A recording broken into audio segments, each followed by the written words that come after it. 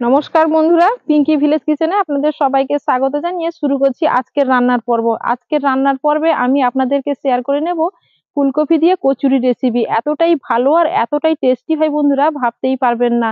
একদম খাস্তা হবে আর একদম ক্রিস্পি হবে। তো আপনারা প্রথম থেকে শেষ পর্যন্ত পুরো রেসিপিটা মন দিয়ে দেখতে থাকুন। আশা করছি রেসিপিটা আপনাদের খুবই ভালো লাগবে। আর যারা আমার চ্যানেলটাকে এখন নতুন দেখছো, এখন পর্যন্ত সাবস্ক্রাইব করোনি, তো তারা আমার চ্যানেলটাকে ঝটপট সাবস্ক্রাইব করে নাও আর বেল আইকন বটনটাকে প্রেস করে নাও। কারণ যখন এরকম নিত্য নতুন রেসিপি আমি আপলোড করব, তো সবার আগে আপনার কাছে পৌঁছে যাবে। তো আপনারা দেখুন, আমি এখন যাই রান্নাঘরে। বন্ধুরা, এই দেখুন, এই বড় একটা ফুলকপি নিয়েছি। এই ফুলকপিটা কিন্তু আমার পুরো লাগবে না, অল্প করে আমি ফুলটা বের করে নেব। আর ফুলকপিটা দেখুন, একদমই তাজা, কত বড়, কতটাই ভালো ফুলকপিটা দেখতে, তাই না? তো এখন আমি এখান থেকে কয়েকটা ফুল কেটে বের করে নেব।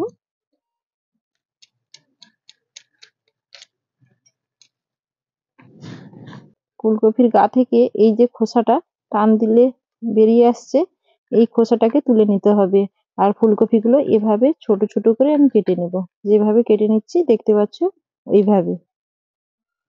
ফুলকপি এভাবে আমি ছোট ছোট করে কুচি করে নিয়েছি। আর এখানে দুটি মিডিয়াম সাইজের আলুও কেটে নিয়েছি, এগুলো এখন আমি ধুয়ে নেবো। এখানে নিয়েছি পেঁয়াজ কুচি, রসুন 3-4টার মতো কোয়া নিয়েছি কুচি করে, কাঁচা লঙ্কার কুচি দুটো নিয়েছি, আর টমেটো একটি বড় সাইজের কুচি করে নিয়েছি। আর এখানে নিয়েছি আদা, অল্প করে কুচি করে নিয়েছি। এবার আমি ময়দাটা মেখে নেব। এই বাটির মাপ করে আমি 1 বাটি ময়দা নিয়েছি। এতে পরিমাণ মতো লবণ দেব। এতে গুঁড়ো করা চিনি দিচ্ছি 2 চামচ। তোমরা চাইলে দানা চিনিও ব্যবহার করতে পারো। এতে 3 থেকে 4 চামচ মতো সাদা তেল দিয়ে দিচ্ছি। এতে আমি 1/2 চামচ মতো জোয়ান নিয়েছি। এবার হাত দিয়ে ঘষে আমি এর মধ্যে দিয়ে দেব। আর জোয়ানটা দিলে ফ্লেভারটা খুব ভালো হবে আর অ্যাসিড গ্যাস হবে না। এবার হাত দিয়ে ভালো করে মেখে নিচ্ছি, মেখে ভালো করে আমি ময়াম করে নেব।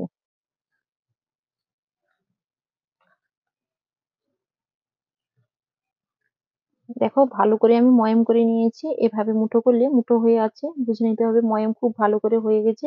এবার অল্প অল্প জল দিয়ে একটা আমি ডো তৈরি করে নেব। আর ডোটা এমন ভাবে তৈরি করে নিতে হবে যেভাবে রুটি বা লুচি মাখা হয় সেভাবে তৈরি হবে না, তার থেকে একটু শক্ত ভাবে তৈরি করে নিতে হবে। দেখো, ডোটাকে আমি এভাবে তৈরি করে নিয়েছি, দেখতেই পাচ্ছ।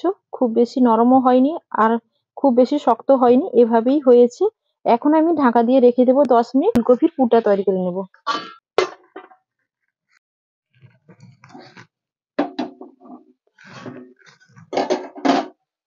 এবার আমি রান্নার জন্য কড়াইয়ের মধ্যে দিয়ে দিচ্ছি সাদা তেল। এবার ধুয়ে রাখা ফুলকপি আর আলুগুলো আমি ভেজে নেব একটু। এর মধ্যে কিছুটা গাজর কুচি করে রেখেছিলাম, এখানে আমি দিয়ে দিচ্ছি, দিয়ে একসঙ্গে ভেজে নেব। এতে লবণ দিচ্ছি, হলুদ গুঁড়ো। এবার নেড়ে চেড়ে একসঙ্গে মিশিয়ে নিচ্ছি। এবার একটুখানি ঢাকা দিয়ে দেব। এবার ঢাকাটা খুলে নিলাম। আর ঢাকা দিয়ে দিয়ে ফুলকপিটাকে খুব ভালো করে ভেজে নিতে হবে। দেখো, এখন আমার ভাজা হয়ে গেছে, আমি ঢেলে নেব। এবার কড়ার মধ্যে আবার দিয়ে দেব সাদা তেল। ফোড়নে 1/2 চামচ মতো মৌরি দিলাম। এবার আমি এর মধ্যে দিয়ে দেব রসুন কুচি, আদা কুচি,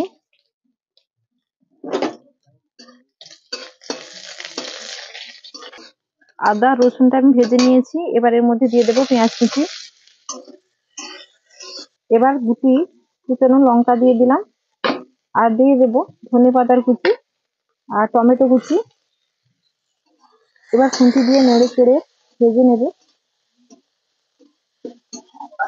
এতে অল্প একটুখানি লবণ দিলাম। এবার পেঁয়াজ আর টমেটো খুব ভালো করে ভেজে নিয়েছি। আর দেখো, এর মধ্যে আমি নিয়েছি 1/2 চামচ মতো, আমি এখানে নিয়েছি ধনে গুঁড়ো, অল্প অল্প করে নিয়েছি। গরম মশলার গুঁড়ো, জিরে গুঁড়ো, লঙ্কার গুঁড়ো, হলুদ গুঁড়ো, চাট মশলা নিয়েছি 1/2 চামচ, একসঙ্গে দিয়ে দিলাম। একসঙ্গে দিয়ে নেড়ে চেড়ে আবার আমি কষে নিচ্ছি। এবার এর মধ্যে দিয়ে দেব কিছুটা কাজু বাদাম আমি এভাবে ভেঙে নিয়েছি হাত দিয়ে, এর মধ্যে দিয়ে দিলাম। স্বাদ খুব ভালো হবে তাই দিয়ে দিচ্ছি। তোমরা চাইলে চিনি বাদামও দিয়ে দিতে পারো। এতে অল্প একটুখানি জল দিয়ে দিচ্ছি। গুঁড়ো মশলাগুলো দিয়েছিলাম তার জন্য অল্প একটু জল দিয়ে ভালো করে আমি কষে নিয়েছি। আর এবার আমি এর মধ্যে দিয়ে দেবো ভেজে রাখা আলু, গাজর আর ফুলকপি, দিয়ে একসঙ্গে নেড়ে চেড়ে ভালো করে আবার কষে নেব। এখন গ্যাসের আঁচটা একদম কম করে আমি ঢাকা দিয়ে দেব।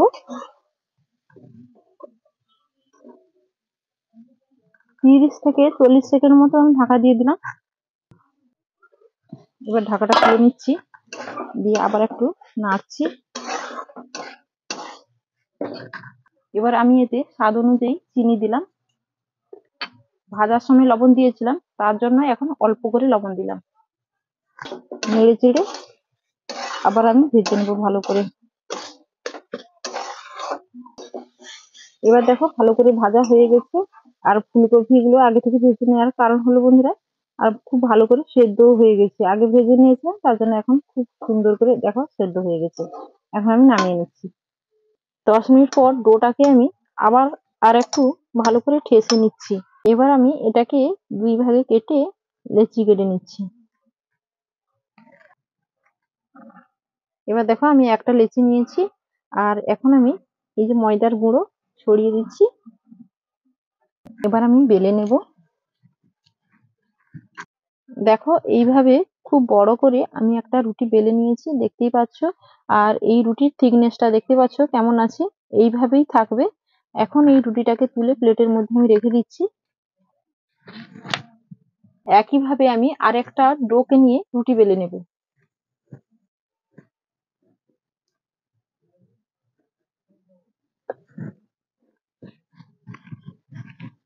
দেখো বন্ধুরা, আমি এই রুটিটাকে বড় করে বেলেছি। এই রুটির তুলনায় এই রুটিটা একটু বড় করে বেলেছি, কারণ এই রুটিটা ওপরে দেব। এখন আমি তুলে নিচ্ছি।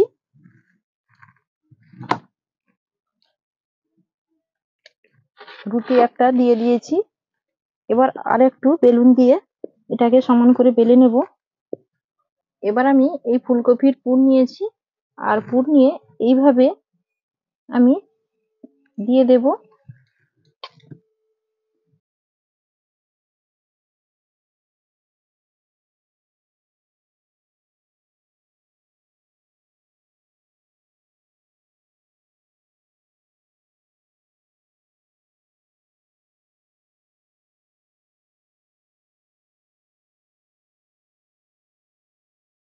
এভাবে চারদিকে আমি পুর দিয়ে দিয়েছি, দেখতেই পাচ্ছ কেমন করে দিয়েছি। এবার এই যে রুটিটা আমি বেলে রেখেছিলাম, এটা ঠিক এর ওপরে এভাবে করে চাপা দিয়ে দেব।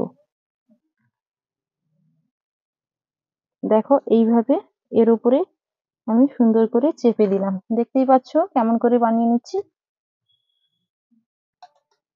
এবার দেখো হাত দিয়ে এই যে আঙ্গুল দিয়ে এরকম করে নিচ্ছি, দেখতে পাচ্ছ। এগুলো এখন এভাবে চেপে চেপে দিতে হবে। চেপে চেপে দিলাম। দেখো কিভাবে আমি করে নিচ্ছি, ওইভাবে কিন্তু করে নিতে হবে।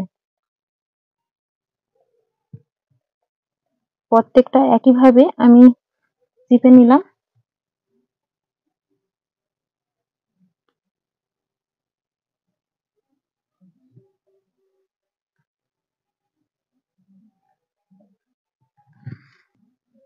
এবার আমি একটা এইভাবে বাটি নিয়েছি, এই বাটি দিয়ে এই রকম করে বসিয়ে আমি এটাকে কেটে নেব।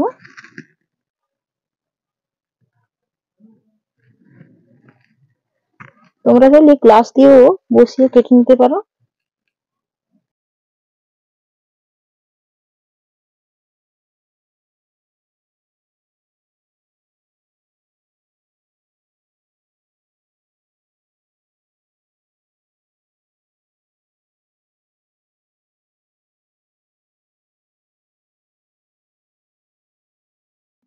যদি বন্ধুরা এগুলো না কাটে, তাহলে এই যে দাগ হয়ে গেছে, এভাবে ছুরি দিয়ে বসিয়ে কেটে নিতে হবে। আমার কয়েকটা কেটে গেছে, আর কয়েকটা একটু লেগে গিয়েছিল।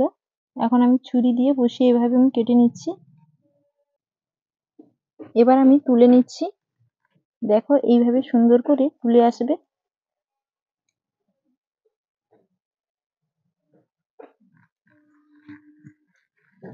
তো এটাকে আমি পরে আবার ঠেসে তারপরে আমি লেচি কেটে আবার বানিয়ে নেব। এবার আমি এইভাবে আঙ্গুল দিয়ে এই সাইড গুলো এভাবে আমি চেপে চেপে দেব,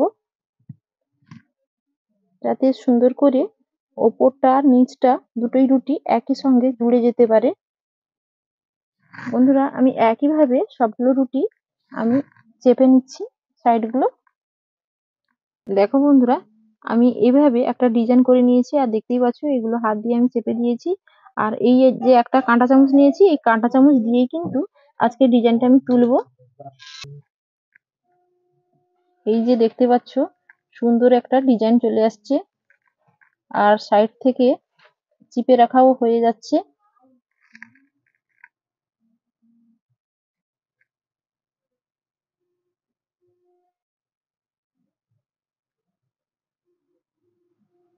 দেখো বন্ধুরা দেখতে কতটা সুন্দর লাগছে এগুলো।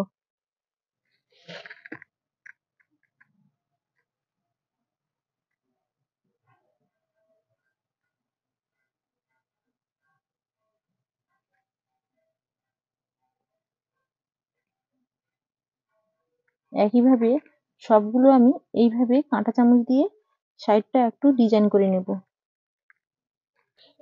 দেখো সবকটা আমার বানানো হয়ে গেছে, সবগুলো আমি বানিয়ে নিয়েছি।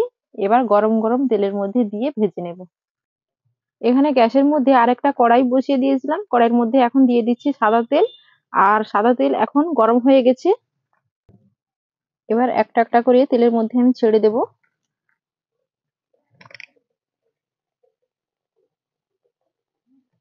আর তেলটা খুব বেশি গরম করা যাবে না বন্ধুরা। আর এই তেলটা একটু লো টু মিডিয়ামে গ্যাসের আঁচটা রাখতে হবে। আর তেল বেশি গরম হবে না, অল্প গরম অবস্থায় দিতে হবে।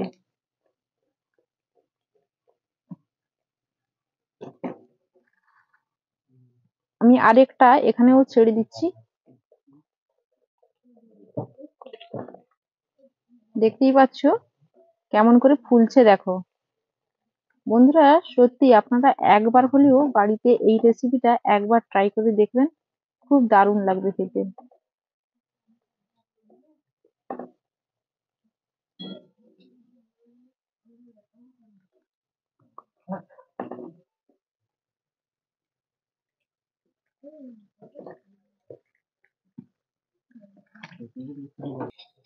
দেখো বন্ধুরা এইভাবে উল্টে পাল্টে বাদামি কালার করে আমি ভেজে নিয়েছি।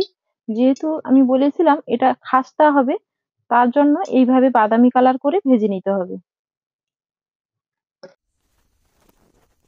দেখো বন্ধুরা আমার সবগুলো ফুলকপির কচুরি আমার ভাজা হয়ে গেছে। দেখতেই পাচ্ছ কতটা ক্রিস্পি এবং কতটাই খাস্তা হয়েছে। তো আমি এখন এই যে একটা চামচ নিয়েছি, চামচ দিয়ে তোমাদেরকে দেখিয়ে দিচ্ছি যে এটা কতটা ক্রিস্পি এবং খাস্তা হয়েছে। দেখতেই পাচ্ছ, আওয়াজটা শুনে নিশ্চয়ই বুঝতে পারছো। দেখো আর একটা আমি ভেঙে তোমাদেরকে দেখিয়ে দিচ্ছি।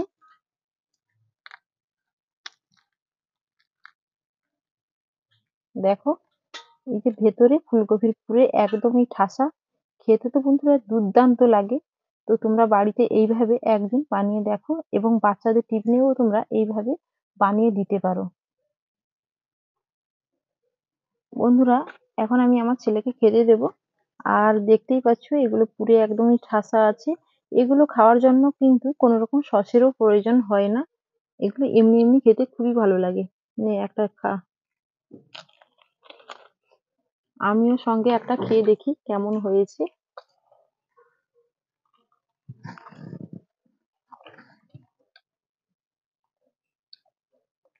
আওয়াজটা শুনে নিশ্চয়ই বুঝতে পারছো। আর এতে জোয়ান আমি যে দিয়েছিলাম, জোয়ানটা দেওয়ার কারণে খুব সুন্দর একটা কিন্তু ফ্লেভার উঠেছে, খুবই ভালো লেগেছে। তো বন্ধুরা আমার ফুলকপির পুর ভরা খাস্তা কচুরি তোমাদেরকে কেমন লেগেছে অতি অবশ্যই কমেন্টে জানাবে। রেসিপি ভালো লাগলে চ্যানেলটিকে সাবস্ক্রাইব করে পাশে থেকো। আর যদি একটুও ভালো লেগে থাকে একটা লাইক করো। ভালো থেকো, সুস্থ থেকো। আগামী পর্বে আবার ফিরে আসবো এরকম অন্য নতুন রেসিপির সাথে। ভালো থেকো, টাটা।